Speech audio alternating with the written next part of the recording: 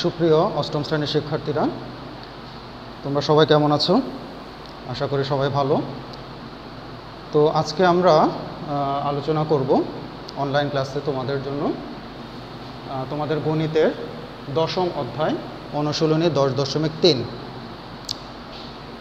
10.1 এবং 10.2-এ তোমাদের কিছু উপপাদ্য ছিল এবং মৌলিক আলোচনা ছিল, আর 10.3-এ সেখানেও কিছু আলোচনা আছে। তো আজকে আমি চেষ্টা করব তোমাদেরকে সেই বিষয়ে কিছুটা ধারণা দেওয়ার জন্য। তোমরা মনোযোগ দিয়ে দেখো, আশা করি সবাই বুঝতে পারবে। তো এই অধ্যায়টি, দশম অধ্যায়টি আসলে তোমাদের বৃত্ত নিয়ে।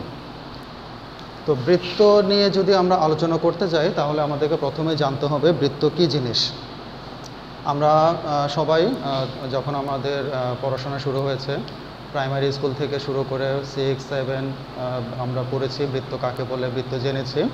তো বৃত্তের একটা সংজ্ঞা আমরা আজকে দেওয়ার চেষ্টা করব, তোমরা একটু ভালো করে খেয়াল করো। আমরা দুটি বিন্দু নিব, দুটি বিন্দু নিব, এর মধ্যে একটি বিন্দুকে আমি স্থির রাখবো এবং অপর একটি বিন্দু চলমান থাকবে। খেয়াল রাখবে, একটি বিন্দু হচ্ছে স্থির এবং অপর বিন্দুটি চলমান। এই যে চলমান বিন্দুটি, সেই বিন্দুটি এমনভাবে চলবে যে বিন্দুটিকে আমি স্থির ধরেছি তার থেকে সব সময় সমান দূরত্ব বজায় রেখে সে চলবে। এখানকার যে দূরত্ব, এই যে দূরত্ব, এই যে দূরত্ব, তাহলে বিন্দুটি ছিল এখানে, সেই বিন্দুটি চলা শুরু করলো, আমি তীর চিহ্ন দিয়ে তার চলার পথটা দেখালাম। এইভাবে সে চলবে, চলতে চলতে এমনভাবে চলবে যেন এই যে বিন্দুটাকে আমি ধরেছি, এই বিন্দুটা হচ্ছে স্থির, এই বিন্দুটি কখনো চলাচল করবে না, একটা জায়গায় স্থির অবস্থায় থাকবে। তাহলে এই যে চলমান বিন্দুটি স্থির বিন্দু থেকে সবসময় সমান দূরত্ব বজায় রেখে চারপাশে একবার ঘুরে আসলো। তাহলে এই ঘুরে আসার ফলে যে বক্ররেখাটা উৎপন্ন হলো, দেখো এটি একটা বক্ররেখা, আমরা জানি হচ্ছে রেখা দুই প্রকার, একটা হচ্ছে সরল রেখা আর একটা হচ্ছে বক্ররেখা। তাহলে যে রেখাটা সোজা পথে চলে না, আঁকাবাঁকা পথে চলে, তাকে বলা হয় বক্ররেখা। তাহলে এই যে চলমান বিন্দুটি স্থির বিন্দু থেকে সবসময় সমান দূরত্ব রেখে যে বক্ররেখাটা উৎপন্ন করলো তাকে আমরা বলবো বৃত্ত। তাহলে বৃত্তের সংজ্ঞাটা কি হবে? একটি স্থির বিন্দু থেকে সব সময় সমান দূরত্ব বজায় রেখে, আমি আবার বলছি, একটি নির্দিষ্ট স্থির বিন্দু থেকে সব সময় সমান দূরত্ব বজায় রেখে অপর একটি বিন্দু তার চারপাশে একবার ঘুরে আসলে যে বক্ররেখা উৎপন্ন হয় তাকে বলা হয় বৃত্ত। তোমরা চাইলে সংজ্ঞাটি লিখে রাখতে পারো।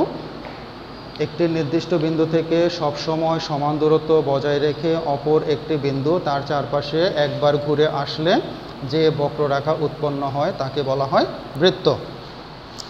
এখন দেখো, এই যে সবসময় সমান দূরত্ব বজায় রাখা, তার মানে কি, এই যে দূরত্বটা আমি দেখিয়েছি, এই দূরত্ব, এই দূরত্ব, এই যে দূরত্ব, তারপরে এই যে দূরত্ব, যত দূরত্ব এই নির্দিষ্ট স্থিরবিন্দু থেকে আমি বক্ররেখা পর্যন্ত যত দূরত্ব আমি বের করতে পারি সবগুলো দূরত্ব হচ্ছে সমান। আর যেহেতু একটা বৃত্তের বেলা এই দূরত্বটা সবসময় সমান হয়, এই কেন্দ্র যে নির্দিষ্ট স্থিরবিন্দু, সেই বিন্দুটাকে আমরা বলবো হচ্ছে বৃত্তের কেন্দ্র।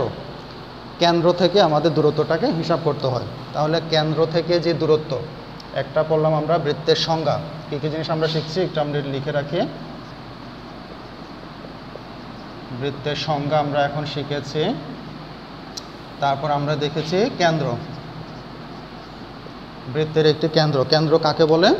যে নির্দিষ্ট স্থির বিন্দু থেকে আমরা দূরত্বটা হিসাব করি, চলমান বিন্দুটি যে নির্দিষ্ট স্থির বিন্দু চারদিকে ঘুরে, সেই নির্দিষ্ট স্থির বিন্দুকেই আমরা বলবো বৃত্তের কেন্দ্র। আচ্ছা, এবার দেখো, কেন্দ্র থেকে এই যে বক্ররেখার যে দূরত্ব, এই বক্ররেখা যে উৎপন্ন হয়, এই বক্ররেখাটাকে বলা হয় বৃত্তের পরিধি। আমরা বিভিন্ন ধরনের ক্ষেত্র জেনেছি, চতুর্ভুজ কী জিনিস সেটা আমরা জানি, ত্রিভুজ জানি, তারপরে পঞ্চভুজ কী জিনিস সেটা আমরা জানি, পাঁচটা বাহু দ্বারা যে সীমাবদ্ধ ক্ষেত্র সেটাকে বলা হয় পঞ্চভুজ। তাহলে দেখো, এই যে ক্ষেত্রগুলো আমাদের থাকে, সেই ক্ষেত্রের যে চারপাশের যে অংশ সেটাকে বলা হয় তার পরিধি। বা পরিসীমা।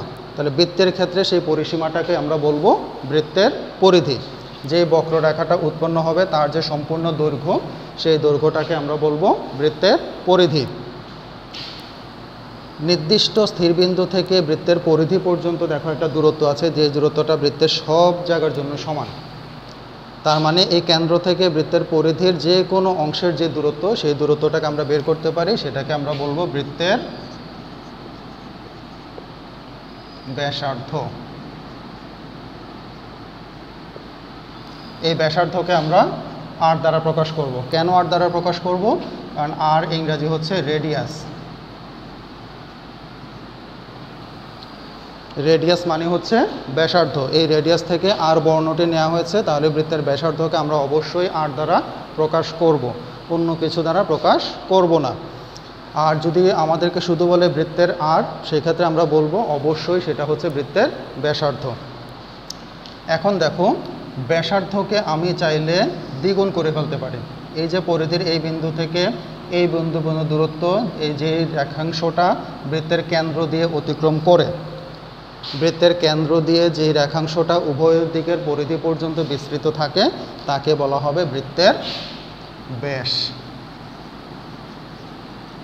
আর এই ব্যাস কি? যেহেতু আমাদের ব্যাসার্ধের দ্বিগুণ, তাহলে ব্যাস মানে হচ্ছে 2r দ্বারা ব্যাসকে আমরা প্রকাশ করব। 2r ব্যাসের ইংরেজি হচ্ছে ডায়ামিটার। ব্যাসের ইংরেজি হচ্ছে ডায়ামিটার। এই ডায়ামিটার থেকে আমাদের ডি বর্ণটা নেওয়া হয়েছে, তার মানে আমরা কি পেলাম? D equal to 2r। তাহলে ব্যাসকে আমরা সবসময় অবশ্যই ডি দ্বারা প্রকাশ করব, অন্য কিছু দ্বারা আমরা প্রকাশ করব না। তাহলে ডি আমরা কত লিখতে পারি? 2r। ব্যাসার্ধের দ্বিগুণকেই বলা হয় ব্যাস। ব্যাসার্ধ, আসলে ব্যাসার্ধ জিনিসটা ব্যাসের অর্ধেক থেকে আসছে। ব্যাসার্ধ মানে হচ্ছে ব্যাসের অর্ধেক। তাহলে ব্যাসের অর্ধেক হচ্ছে 2r, এর অর্ধেক হচ্ছে r, সেখান থেকে আসলে আর জিনিসটা এসেছে। তাহলে ব্যাসের সংজ্ঞাটা আমরা কিভাবে দিব? ব্যাসের সংজ্ঞাটা আমরা এইভাবে দিতে পারি, বৃত্তের কেন্দ্র ভেদ করে উভয় দিকে পরিধি পর্যন্ত বিস্তৃত রেখাংশের দৈর্ঘ্যকে বলা হয় বৃত্তের ব্যাস। তোমরা চাইলে সংজ্ঞাটা লিখে রাখতে পারো। বৃত্তের কেন্দ্র ভেদ করে, দেখো আমি আবার দেখাচ্ছি তোমাদেরকে চিত্রে। এই যদি হয় একটা বৃত্ত, তাহলে এই হচ্ছে তার কেন্দ্র। যে কেন্দ্র দিয়ে ভেদ করবে উভয় দিকে পরিধি পর্যন্ত বিস্তৃত যে রেখাংশ, সেই রেখাংশটাই হচ্ছে বৃত্তের ব্যাস। তাহলে সংজ্ঞাটা আমরা এইভাবে বলতে পারি, বৃত্তের কেন্দ্র ভেদ করে উভয় দিকে পরিধি পর্যন্ত বিস্তৃত রেখাংশের দৈর্ঘ্যকেই বলা হয় বৃত্তের ব্যাস। আর ব্যাসার্ধ কাকে বলা হয়? ব্যাসের অর্ধেককেই ব্যাসার্ধ বলা হয়। ব্যাসকে ডি দ্বারা প্রকাশ করা হয় এবং ব্যাসার্ধকে আর দ্বারা প্রকাশ করা হয়। আচ্ছা, এবার আসো, এই যে চলমান বিন্দুটি যে বক্ররেখাটা উৎপন্ন করলো, সেই বক্ররেখার সম্পূর্ণ একটা দৈর্ঘ্য আছে, সেই দৈর্ঘ্যটাকে আমরা বলেছি কি? বৃত্তের পরিধি। তাহলে পরিধির অবশ্যই একটা মান আছে। তারপরে এই যে আমরা ব্যাস নির্ণয় করলাম, এই ব্যাসেরও একটি মান আছে। এখন দেখো, বৃত্তের মৌলিক যে আলোচনা, সেই আলোচনাগুলো আমরা তখন করলাম। এবার আসো, বৃত্তের যে সূত্রগুলো, যেগুলো দিয়ে আমাদের গাণিতিক সমস্যা সমাধান করা লাগে, বাস্তব জীবনে যে জিনিসগুলো আমাদের প্রয়োজন হয়, সেই সূত্রগুলো আমরা একটু বোঝার চেষ্টা করি। আমি সূত্রগুলো একটু লিখছি, দেখো।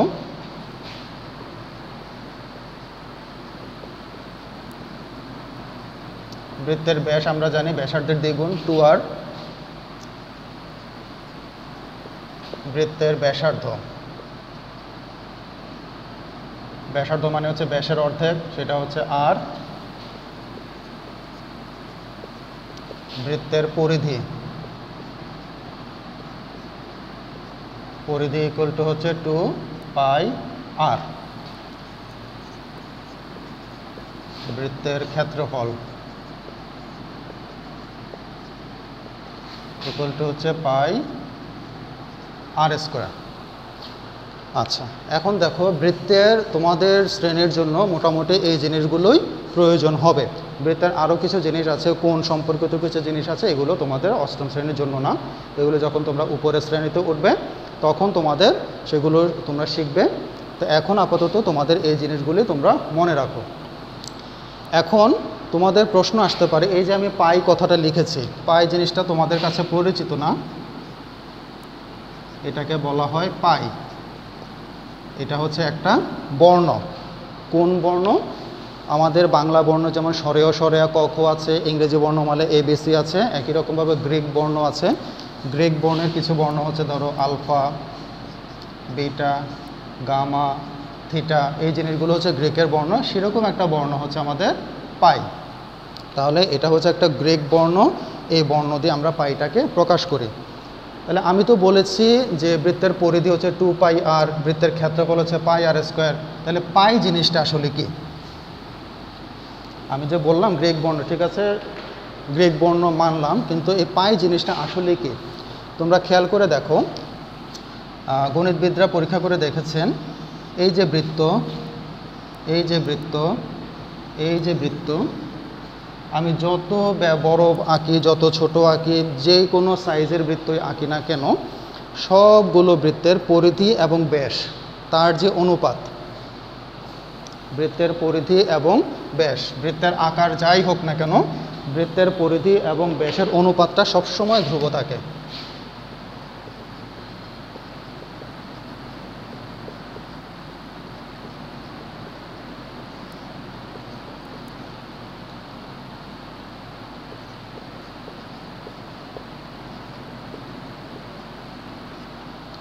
বৃত্তের পরিধি এবং ব্যাস তার অনুপাত যদি আমরা বের করি, যে কোনো আকৃতির বৃত্তই হোক না কেন, তার পরিধি এবং ব্যাসের অনুপাতটা সব সময় ধ্রুব থাকে। এই ধ্রুব জিনিসটাকে প্রকাশ করার জন্য আমাদের একটা প্রতীক লাগবে, সেই প্রতীকটাই হচ্ছে আমাদের পাই। তাহলে তোমরা আশা করি বুঝতে পেরেছো, এই যে আমরা বলেছি বৃত্তের পরিধি হচ্ছে 2πr, বৃত্তের ক্ষেত্রফল হচ্ছে πr²। তাহলে পাইটা হচ্ছে আমাদের এই বৃত্তের পরিধি এবং ব্যাসের অনুপাত। তাহলে পাইয়ের মান কত? যেহেতু ধ্রুবক, তাহলে তার মান অবশ্যই নির্দিষ্ট থাকবে। তাহলে পাইয়ের মানটা হচ্ছে পাই ইকুয়াল টু হচ্ছে 3.1416। এটাকে আমি ইচ্ছামতো করতে পারবো? ইচ্ছামতো করার কোনো সুযোগ নেই। তোমরা চাইলে যে কোনো বৃত্ত আঁকতে পারো, বৃত্ত এঁকে তার পরিধিটা মাপতে পারো, মেপে তার ব্যাসটা মাপতে পারো, ব্যাস দিয়ে পরিধিকে ভাগ করো, ভাগ করলে দেখবা যে তোমাদের এই মানটাই আসতেছে। আসলে এই মানটা শুধু এতটুক না, এরপরে আরও অঙ্ক আছে।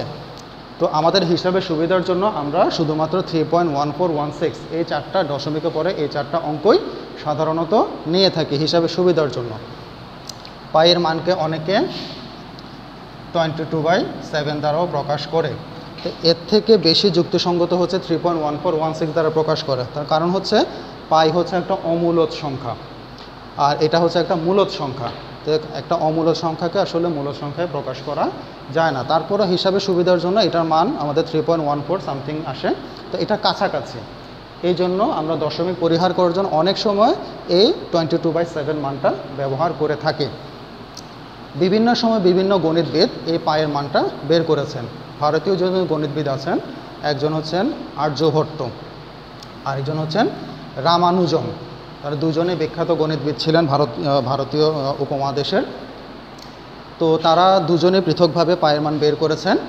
তো আর্যভট্ট পায়ের মান যে বের করেছিলেন, সেই পায়ের মানটা হচ্ছে 3.1416 প্রায়।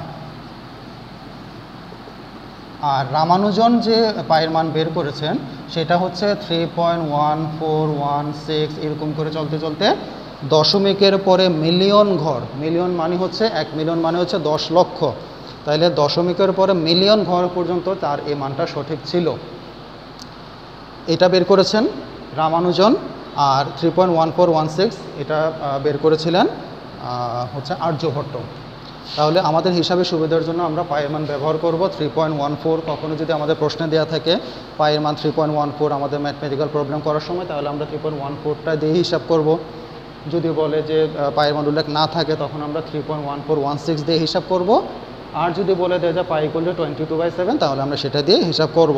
যদি কিছু না বলে, তাহলে আমরা পারতপক্ষে এটা দিয়ে করব না, আমরা করব 3.1416 এটা দিয়ে করার চেষ্টা করব। আর সবসময় মনে রাখবে পাই হচ্ছে একটি অমূলদ সংখ্যা, এটি কিন্তু মূলদ সংখ্যা না। আচ্ছা, এইবার আসো বৃত্তের ক্ষেত্রফল হচ্ছে পাই r²। এগুলো হচ্ছে আমাদের বৃত্ত সম্পর্কিত সূত্র। এখন আসো আমরা আরেকটা জিনিস আছে এই চ্যাপ্টারের, সেটি হচ্ছে বেলন। বেলন তোমরা সবাই দেখেছো, নামটার সাথে হয়তো সবাই পরিচিত না, কিন্তু তোমরা সবাই দেখেছো। বেলনটা দেখতে এরকম।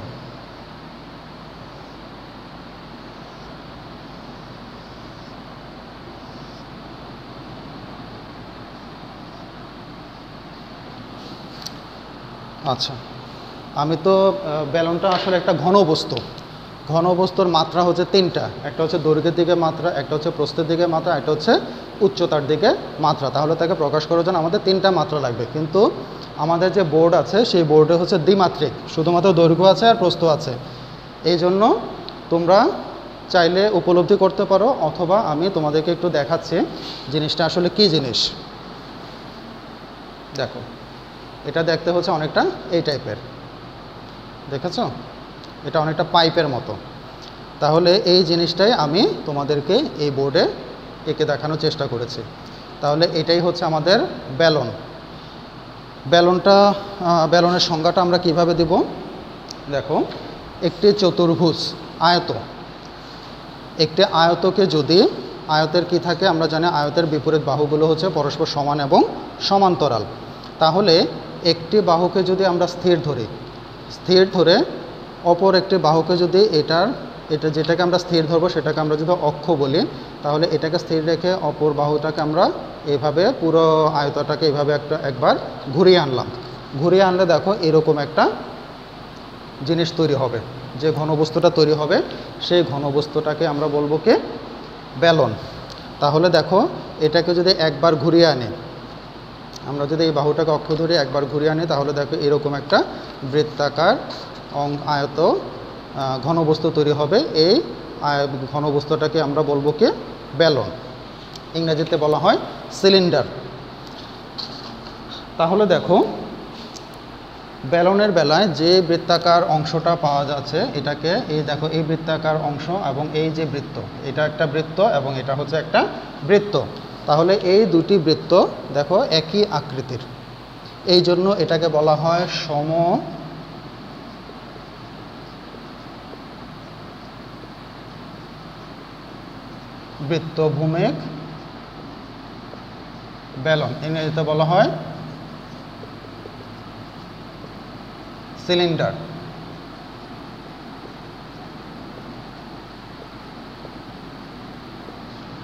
ইংরেজিতে বলা হয় সিলিন্ডার, বাংলাতে বলা হয় সেটা বেলন। আর সমবৃত্তভূমি কেন বলা হয়? কারণ এই যে বেলনের দুইটা বৃত্তাকার অংশ আছে, এই দুইটা বৃত্তাকার অংশ হচ্ছে সমান, এই জন্য বলা হয় সমবৃত্তভূমিক বেলন। যেহেতু এটা বৃত্তাকার, তাহলে এটা অবশ্যই একটা ব্যাসার্ধ থাকবে। কেন্দ্র থেকে এই যে পরিধি পর্যন্ত যে দূরত্ব, সেই ব্যাসার্ধটাকে আমরা r দ্বারা প্রকাশ করলাম। তারপরে দেখো, এই যে বেলনের উচ্চতা, এই উচ্চতাটাকে আমরা, উচ্চতার ইংরেজি আমরা জানি হচ্ছে হাইট। এই হাইট থেকে আমরা h বর্ণটা দিয়ে বেলনের উচ্চতাটাকে প্রকাশ করলাম। তাহলে সমবৃত্তভূমিক বেলনের ভূমির ব্যাসার্ধ হচ্ছে r এবং তার উচ্চতা হচ্ছে h। তাহলে এই হচ্ছে আমাদের বেলনের জন্য যে মাত্রাগুলো, সেই মাত্রাগুলো আমরা এভাবে প্রকাশ করতে পারি। এবার দেখো, বেলনের ক্ষেত্রে আমাদের যে সূত্রগুলো প্রয়োজন হয় সেই জিনিসগুলো হচ্ছে, দেখো, বেলনের কী ধরনের পৃষ্ঠ থাকে? একটা থাকে বৃত্তাকার পৃষ্ঠ, আর একটা হচ্ছে বক্রপৃষ্ঠ। বক্রপৃষ্ঠ কোন জিনিসটা সেটা একটু দেখো। এই যে এটাকে ঘুরিয়ে যে আমরা একটা বক্র তল তৈরি করলাম, এই যে তলটা, এই সম্পূর্ণ তলটাকে বলা হবে তার বক্রপৃষ্ঠ। তাহলে দেখো, বেলনের দুইটা পৃষ্ঠ, একটা হচ্ছে তোমার বৃত্তাকার পৃষ্ঠ, আর এটা হচ্ছে আমাদের বক্রপৃষ্ঠ। দেখো, বৃত্তাকার যে পৃষ্ঠ আছে, সেই বৃত্তের ক্ষেত্রফল আমরা বের করতে পারি, তাই না? বৃত্তের ক্ষেত্রফল আমরা জানি হচ্ছে পাই r²। তাহলে বৃত্তাকার অংশের ক্ষেত্রফল কি হবে? বৃত্তাকার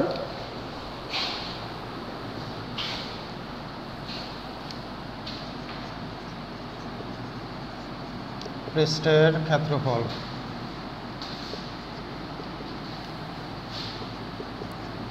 পাই r²। এখানে দেখো আমাদের ব্যালনে দুইটা বৃত্তাকার পৃষ্ঠ আছে, তাহলে একটা বৃত্তাকার পৃষ্ঠের ক্ষেত্রফল হচ্ছে আমাদের পাই আর স্কোয়ার, দুইটা বৃত্তাকার যেহেতু আছে তাহলে আমাদের বৃত্তাকার পৃষ্ঠের ক্ষেত্রফল হবে 2 পাই আর স্কোয়ার। আর কি আছে আমাদের বক্র পৃষ্ঠ আছে, এই যে দেখো এই জায়গাটা বক্র, সেই জায়গাটা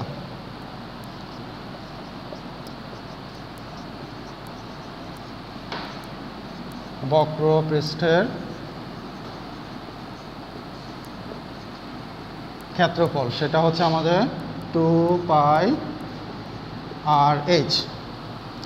আচ্ছা, আমি তো বলেছি 2 পাই আর এইচ, এই জিনিসটা কিভাবে এসেছে তোমরা দেখো। আমি কিছুক্ষণ আগে তোমাদেরকে দেখিয়েছিলাম ব্যালনটা কিভাবে আমরা পাই। ব্যালনটা পাই হচ্ছে এই যে আয়তটাকে দেখো, এই বাহুটাকে যদি আমরা এইভাবে ঘুরিয়ে দেই, ঘুরিয়ে দিলে তাহলে কিন্তু এই যে ব্যালনটা আমাদের তৈরি হলো, এই যে ব্যালনটা তৈরি হলো, দেখো ব্যালনটা আমাদের তৈরি হলো। তাহলে এই যে পরিধি, বৃত্তের পরিধির সূত্র আমরা কি জানি, এইভাবে ঘুরিয়ে দেয় আয়তটাকে, একটা বাহুটাকে যদি আমরা এইভাবে ঘুরিয়ে দেই বৃত্ত তৈরি করি, তবে আমাদের বক্রপৃষ্ঠটা তৈরি হবে। তাহলে সে বক্রপৃষ্ঠের ক্ষেত্রফল আমরা বলেছি 2 পাই আর এইচ। কীভাবে আসে 2 পাই আর এইচ, সেই জিনিসটা আমি তোমাদের এখন দেখাচ্ছি। দেখো এই যে আয়ত, এই আয়তের ক্ষেত্রফলের সূত্র আমরা কি জানি, আয়তের এটা যদি দৈর্ঘ্য হয় আর এটা যদি প্রস্থ হয়, তাহলে দৈর্ঘ্য এবং প্রস্থ গুণ করলে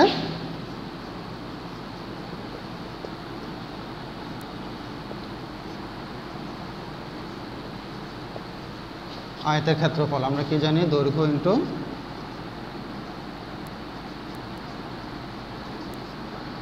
ইন্টু প্রস্থ। তাহলে দেখো এটাকে যদি আমরা প্রস্থ বলি, এটাকে যদি আমরা দৈর্ঘ্য বলি, তাহলে এটার ক্ষেত্রফল হচ্ছে আমাদের দৈর্ঘ্য ইন্টু প্রস্থ। তাহলে এটা দিয়ে তো আমরা ব্যালনটা তৈরি করতেছি, এটাকে যদি আমরা একবার এভাবে ঘুরিয়ে আনি যে একটা বৃত্তাকার অংশ তৈরি করি, তাহলে সেটাই হচ্ছে আমাদের বক্রপৃষ্ঠ। তাহলে এই যে বক্রপৃষ্ঠ, তার ক্ষেত্রফল আমরা বের করব। তাহলে এই বক্রপৃষ্ঠটা আসছে হচ্ছে মূলত এই আয়ত থেকে। এখন এই জায়গাটাকে যদি আমরা উচ্চতা, ব্যালনের এটা যদি আমরা ঘুরিয়ে দেই, তাহলে কি হবে, সেটা ব্যালন হয়ে যাবে। তো ব্যালনের জন্য এই জায়গাটা হচ্ছে আমাদের উচ্চতা, তাহলে সেটা হয়ে যাবে। তাহলে দৈর্ঘ্যের জায়গায় আমরা লিখতে পারি কি উচ্চতা। আর প্রস্থটা কি, প্রস্থটা হচ্ছে দেখো এই যে অংশটাকে ঘুরিয়ে দিলাম, তাহলে এই জায়গাটাকে আমরা ঘুরিয়ে দিলাম, তাহলে এই জায়গাটা হচ্ছে আমাদের প্রস্থ। তাহলে এই দৈর্ঘ্যটা যেহেতু বৃত্তাকার অংশ হয়ে গেল, বৃত্তাকার অংশ হয়ে গেলে তাহলে এটা হয়ে যাবে কি বৃত্তের পরিধি। আর বৃত্তের পরিধি, বৃত্তের ব্যাসার্ধ যদি আর হয়, তাহলে তার পরিধির সূত্র আমরা জানি 2 পাই আর, এটা হচ্ছে বৃত্তের পরিধি। তাহলে দেখো উচ্চতা এবং বৃত্তের পরিধি দুইটাকে যদি আমরা গুণ করি, তাহলে আমাদের 2 পাই আর এইচ আসতেছে।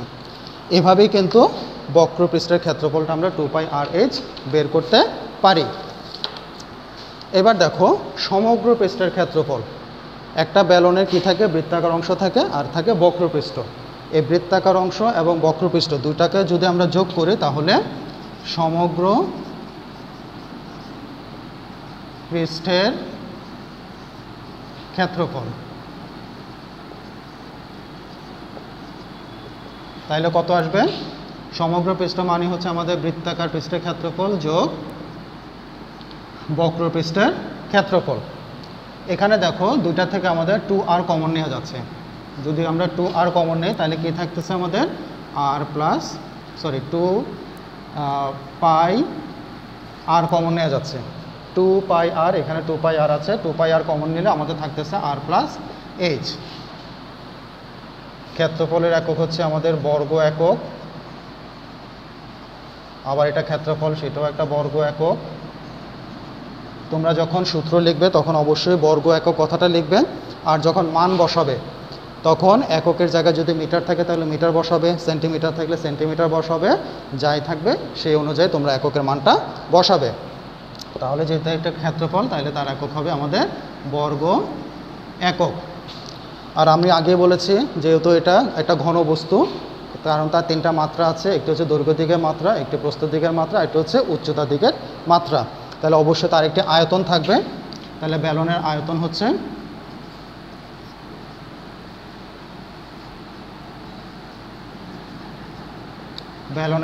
হচ্ছে পাই r² এইচ। কীভাবে আসছে, তাহলে দেখো এই যে বৃত্তাকার অংশ তার ক্ষেত্রফল হচ্ছে পাই আর স্কোয়ার, তাকে যদি আমরা উচ্চতা দ্বারা গুণ করি তাহলে তার আয়তন পাওয়া যাবে।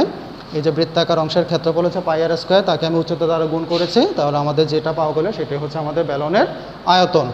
আর আয়তনের একক হচ্ছে ঘন একক। তো আজকে আমরা আলোচনা করলাম বৃত্ত। বৃত্ত কাকে বলে, বৃত্তের যে মৌলিক জিনিসগুলো আছে, বৃত্তের পরিধি, বৃত্তের ব্যাস, তারপরে বৃত্তের ব্যাসার্ধ। আরেকটা জিনিস আমি আসলে বলতে ভুলে গেছি বৃত্তের, সেটি হচ্ছে